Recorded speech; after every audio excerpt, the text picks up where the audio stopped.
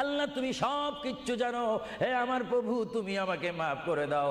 আমার আল্লাহ বলে, তারপরও যদি তোমাদেরকে আমি মাফ না করি, তারপরও বান্দা তোমরা আমার রহমতের দরজা থেকে ফিরে যাইও না। আমি তোমাদেরকে হুকুম দিচ্ছি, ওয়ালাউ আন্নাহুম ইয যালামু আনফুসাহুম জাউকা, বান্দারে যদি গুনাহ করে ফেলো আমার রহমত থেকে মুখ ফিরে তুমি চলে যাইও না। বান্দা, আকাশ পরিমাণ যদি গুনাহ করো, পাতাল পরিমাণ যদি গুনাহ করো, সাগরের পানি পরিমাণ যদি গুনাহ করো, পাহাড় তুলনায় যদি তুমি গুনাহ করো, আমার দরবার থেকে তুমি নিরাশ হইও না।